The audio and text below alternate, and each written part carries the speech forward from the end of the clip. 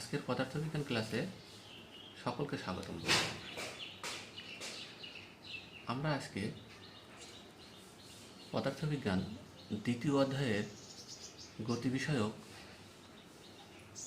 কয়েকটি সৃজনশীল প্রশ্নের বিষয় নিয়ে আলোচনা করব। তো সময়ের কারণেই সময় যেন দীর্ঘায়িত না হয় এই জন্য আমি কিছু কাজ এগিয়ে রেখেছি, যেমন কোশ্চেনগুলো আমি লিখে রেখেছি। এখন একটা একটা করে তার সলিউশন করব। দেখা যাক প্রথম কোশ্চেনটা হচ্ছে একটি বস্তু স্থির অবস্থা থেকে সুষম ত্বরণে চলে 10 সেকেন্ডে 100 মিটার পথ অতিক্রম করে। ক নাম্বার, মৌলিক রাশি কি? খ নাম্বার, সমবেগে চলমান বস্তুর ত্বরণ থাকে না, ব্যাখ্যা কর। গ নাম্বার, 20 সেকেন্ড পরে বস্তুটির বেগ কত হবে? পরবর্তী 50 মিটার পথ অতিক্রম করতে বস্তুটির কত সময় লাগবে? এখন আমরা সলিউশন নিয়ে আলাপ করি। এখন ক নাম্বার কোশ্চেনটা তো অত্যাধিক সোজা, এটা আমরা জানি যে মৌলিক রাশি কি? যে রাশি অন্য কোনো রাশির উপর নির্ভর করে না তাকে মৌলিক রাশি বলে। এখন খ নাম্বার কোশ্চেন, সমবেগে চলমান বস্তুর ত্বরণ থাকে না, ব্যাখ্যা করতে হবে। তো এটা আমরা ব্যাখ্যা করার জন্য একটু কাগজ কলমের সহায়তা নিই। দেখা যাক কীভাবে করা যায়। এটা কী বলা হয়েছে কোশ্চেনটা, যে সমবেগে চলমান বস্তুর ত্বরণ থাকে না। আমরা জানি যে ত্বরণের রাশিমালা a equal to v minus u by t. এখানে যেহেতু সমবেগ বলা হয়েছে, তাহলে ভি এর মানও যা হবে, আদিবেগ ইউ এর মানও তাই হবে। তো আমরা যে কোনো একটা লিখতে পারি। কোনটা লিখি? ভি লিখি বা ইউ লিখি। U minus u by t equal 0 by t equal 0। তাহলে সমবেগে চলমান বস্তুর কোনো ত্বরণ থাকে না, এটা আমরা ব্যাখ্যা করতে পারলাম। এখানে আসলে আর কোনো সমস্যা থাকার কথা নয় এই প্রশ্নটায়, যে সমবেগে চলমান বস্তুর ত্বরণ কেন আসলে থাকে না, গাণিতিকভাবে ব্যাখ্যা করলাম আমরা। এখন আমরা গ নাম্বার প্রশ্নে আসি। গ নাম্বার প্রশ্নটা ছিল যে 20 সেকেন্ড পরে বস্তুটির বেগ কত হবে? তো আমরা যদি প্রশ্নটার দিকে অর্থাৎ উদ্দীপকের দিকে একটু লক্ষ্য করি, যে এখানে কি কি দেওয়া আছে। বস্তুটা ছিল স্থির অবস্থা থেকে এবং সুষম ত্বরণে, আর টাইম দেওয়া ছিল 10 সেকেন্ড এবং পথ অতিক্রম করেছিল 100 মিটার।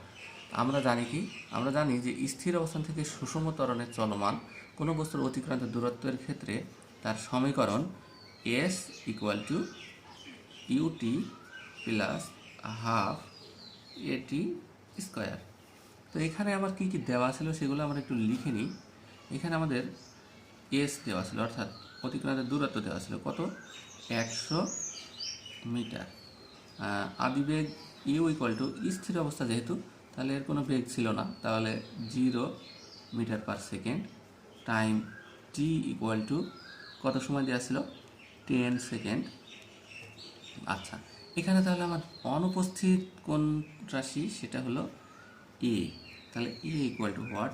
এ আমরা বের করে নিলে পরবর্তীতে শেষ বেগের সমীকরণে আমরা দেখব কীভাবে বের করা যায়। আচ্ছা, দেখা যাক তাহলে। 100 ইকুয়াল 0 ইন্টু 10 প্লাস হাফ, এ এর মান আমাদের নেই, ইন্টু দিয়ে এ, টি এর মান কত? টি এর মান ছিল 10 তার 100, 10 তার স্কোয়ার, বা এই অংশটুকু 100 equal to 0 plus 100 a by 2, বা এ ইকুয়াল টু সরাসরি যদি আমরা লিখি তাহলে 2 মিটার পার সেকেন্ড স্কোয়ার ত্বরণ। এখন 20 সেকেন্ড পরে বলা হয়েছে বেগ কত হবে। তো 20 সেকেন্ড পরে বেগ মানে শেষ বেগ। তাহলে শেষ বেগ নির্ণয় করতে গেলে শেষ বেগ নির্ণয় সূত্র আমার কি? শেষ বেগ v equal to u plus a t. আমাদের এখানে কি আদিবেগ ছিল না।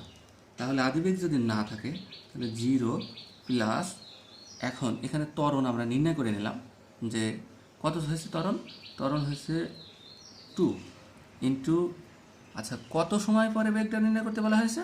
20 সেকেন্ড পরে। তাহলে টাইমের মান 20 equal to 40 meter per second. এই আমাদের গ নাম্বার প্রশ্নের সলিউশন হয়ে গেল।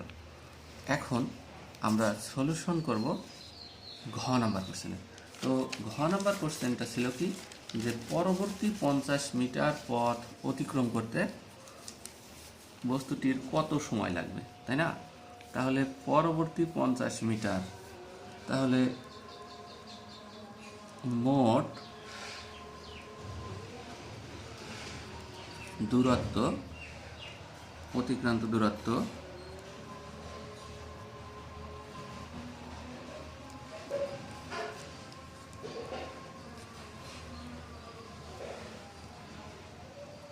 একশো plus 50 meter equal to 150 meter. আচ্ছা, এখন আমাদের পরবর্তী 50 মিটার অতিক্রম করতেও তাহলে আমাদের সময় আরও বেশি লাগবে। তাহলে মোট সময়, আমরা পূর্বে টাইমের সাথে একটা টাইম যোগ করি, মোট সময় আমাদের পূর্বে লেগেছিল কত? 10 সেকেন্ড। তাহলে পরবর্তী 50 মিটার যাওয়ার জন্য ধরে নেই টি প্রাইম সেকেন্ড। তাহলে মোট সময় হবে 10 প্লাস টি প্রাইম সেকেন্ড। আচ্ছা, তাহলে এই ক্ষেত্রেও তো আমাদের অতিক্রান্ত দূরত্বের সূত্রই আসে, তাই না? কারণ এখানেও বলা হয়েছে পরবর্তী 50 মিটার পথ অতিক্রম করতে বস্তুটির কত সময় লাগবে। ওকে ফাইন, তাহলে আমরা এভাবে লিখি, s equal u t plus half a t square. এই সূত্রে কনভার্ট করি। তাহলে এখানে আমাদের মোট দূরত্ব কত? মোট দূরত্ব এস 150 এখানে। আচ্ছা, এখন 0 প্লাস হাফ, আমাদের ত্বরণ কত আমরা বের করেছিলাম? ত্বরণ বের করেছিলাম 2। তাহলে কত ছিল ত্বরণ? 2 meter per second square into 2 into, তাহলে মোট সময় 10 প্লাস টি প্রাইম তার স্কোয়ার। তাহলে বা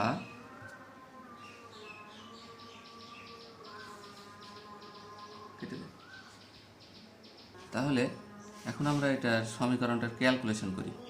যদি ক্যালকুলেশন করি তাহলে 150 ইকুয়াল টু, এখানে 2 কেটে যায়, থাকে 10 প্লাস টি প্রাইম তার হোল স্কোয়ার, বা 10 প্লাস টি প্রাইম তার হোল স্কোয়ার ইকুয়াল টু, এখন ক্যালকুলেটরের সাহায্য নিই, 10 প্লাস টি ইকুয়াল টু 150, তাই না?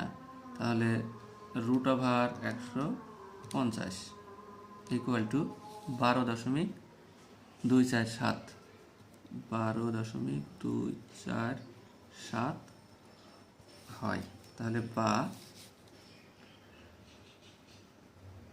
টি প্রাইম ইকুয়াল টু 12.247 মাইনাস 10, বা টি প্রাইম ইকুয়াল টু 2.247 সেকেন্ড।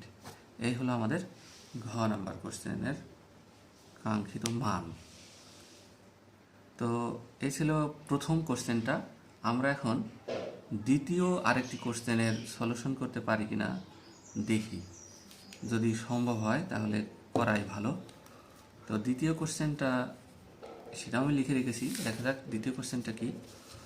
দ্বিতীয় কোশ্চেনটা হলো 50 সেন্টিমিটার পার সেকেন্ড বেগে চলন্ত একটি বস্তু প্রথম সেকেন্ডে 2 মিটার দূরত্ব অতিক্রম করে, তাৎক্ষণিক দ্রুতি কী? ভর ও ওজন একই রাশি নয়, ব্যাখ্যা করো। তারপর গ নম্বর কোশ্চেন দেওয়া আছে বস্তুটির ত্বরণ কত। ঘ নম্বর কোশ্চেন দেওয়া আছে পরবর্তী 1 মিটার পথ অতিক্রম করতে বস্তুটির কত সময় লাগবে, গাণিতিকভাবে দেখাও। তো এখানে বাস্তবিক পক্ষে দুইটা প্রশ্ন একরকম মনে হলেও কিন্তু আসলে একরকম নয়। তো ক নাম্বার সহজেই হয়তো সলিউশন করা যাবে, যে তাৎক্ষণিক দ্রুতি কী। তাৎক্ষণিক দ্রুতি হলো সরল বা বক্রপথে চলন্ত কোনো বস্তুর বিশেষ মুহূর্তের দ্রুতিকেই তাৎক্ষণিক দ্রুতি বলে। এখন ভর ও ওজন একই রাশি নয়, এটা ব্যাখ্যা। ভর ও ওজন একই রাশি নয়। তো এটার ব্যাখ্যা আমরা কিভাবে করতে পারি? এটা হলো 2 নম্বর প্রশ্নের সলিউশন। 2-এর খ, ভর। ভর আসলে কি জিনিস? ভর হলো কোনো বস্তুতে মোট পদার্থের পরিমাণ। আর ওজন কি জিনিস? ওজন হলো কোনো বস্তুকে পৃথিবী যে বলে তার নিজের দিকে টানে, তাকে ওজন বলে। তাহলে ভর ও ওজন কি একই হওয়া উচিত? কখনোই এক হওয়া উচিত নয়, বরং ভিন্ন। সেটা কীভাবে? ভরের একক হলো কিলোগ্রাম। ভরের একক কি? ভরের একক কিলোগ্রাম। অপরদিকে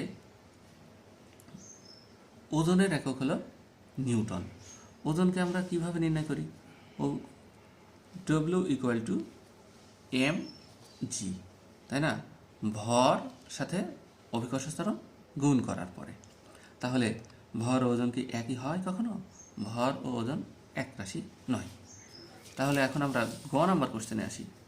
বস্তুটির ত্বরণ কত? এখন এইটার সলিউশন করি। তো বস্তুটার ত্বরণ কত? ঠিক আগের মতোই, আগের অর্থাৎ 1 নম্বর প্রশ্নের মতোই আমরা এটা সলিউশন করি। ঠিক একইভাবে একই সমীকরণের সাহায্যে s equal to u t plus half a t square. আচ্ছা, এখানে আদিবেগ দেওয়া আছে। আদিবেগ কত দেওয়া আছে? আদিবেগ u equal to 50 centimetre per second. তাহলে 50 সেন্টিমিটার পার সেকেন্ড যদি হয়, তাহলে কত এসে দাঁড়ায়? আমাদেরকে এমকেএস পদ্ধতিতে যদি আমরা আদিবেগটা নির্ণয় করি, তাহলে 0.5 মিটার পার সেকেন্ড। এই হলো আমাদের আদিবেগ। আগের প্রশ্নে কিন্তু আদিবেগ ছিল না, আগের প্রশ্নে আদিবেগ ছিল 0, কিন্তু এই প্রশ্নে কিন্তু আদিবেগ আছে। এইখানেই মূলত এই প্রশ্নটার একটু ডিফারেন্স। আচ্ছা, তাহলে আমরা এখন নির্ণয় করতে পারি কিনা একটু দেখি। কি, কত মিটার পথ অতিক্রম করেছিল? 2 মিটার পথ অতিক্রম করেছিল। কত সেকেন্ডে? প্রথম সেকেন্ডে। আচ্ছা, তাহলে আমরা নির্ণয় করি এস ইকুয়াল টু 2 মিটার। এখানে ত্বরণ আমাদের নির্ণয় করে নিতে হবে। Time t equal two 1 second. ত্বরণ এ ইকুয়াল টু ওয়াট। তাহলে আসি আমরা। এসের মান হলো 2 ইকুয়াল টু আদিবেগ u 0.5 into 1 plus half into a into 1 তার স্কোয়ার। বা তাহলে আমরা এখানে কি কি পাই?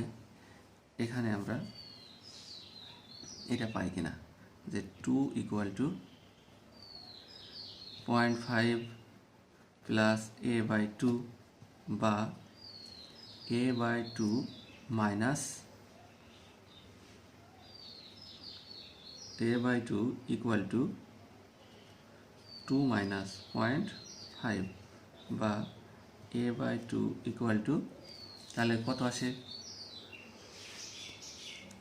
2 minus 0.5 equal to 1.5 বা a equal to 3 meter per second square. এখন ঘ নাম্বার কোশ্চেনে আসি আমরা। ঘ নাম্বার কোশ্চেনটা বের করতে গেলে একটু বেগ পেতে হবে। সেটা হলো পরবর্তী 1 মিটার পথ অতিক্রম করতে বস্তুটার কত সময় লাগবে সেটা নির্ণয় করতে হবে। অর্থাৎ আমাকে নির্ণয় করতে হবে পরবর্তী সময়ের জন্য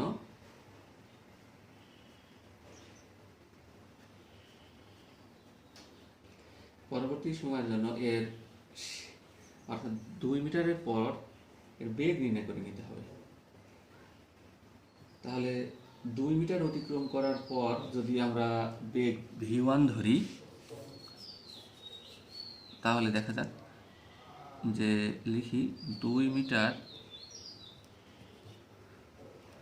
অতিক্রমের পর পরবর্তীতে v1 বেগ নিয়ে চলে। পর বেগ v1 হলে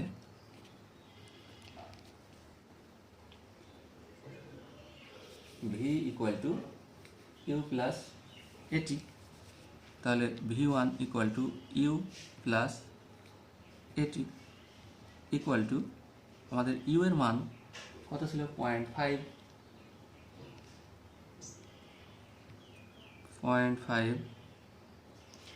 প্লাস 3 ইন্টু 1।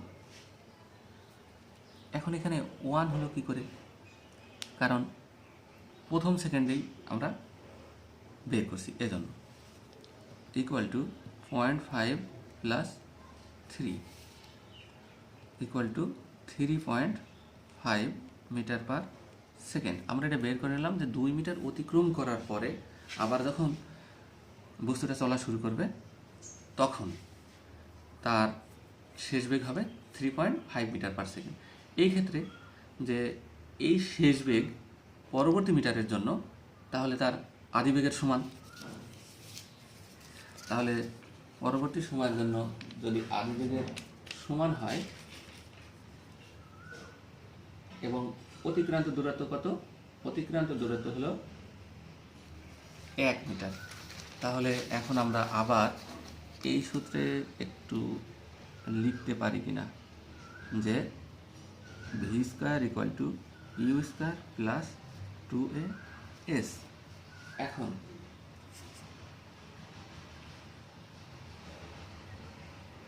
আমার বেগ কত, এর শেষ বেগ তো আমাকে নির্ণয় করে নিতে হবে, তাই না? তাহলে এই ক্ষেত্রে আমরা শেষ বেগটাকে v2 দিই, তাহলে সুবিধা হয়। v2 square equal to u square plus 2as। এখন আমার এখানকার আদি বেগ আর 2 মিটার অতিক্রমের পর যে শেষ বেগ ছিল তার সমান। তাহলে এখন এর 2 মিটার অতিক্রমের পর বেগ ছিল কত, 3.5, তার স্কোয়ার প্লাস 2 ইন্টু আমাদের এর মান কত ছিল বের করেছিলাম 3, এবং কত মিটার গেছে পরবর্তী মিটার অর্থাৎ 1 মিটার, ইকুয়াল টু কত আসে আমরা ক্যালকুলেটরের সাহায্য নিতে পারি যে 3.5 তার square equal to 12.25 plus 6 equal two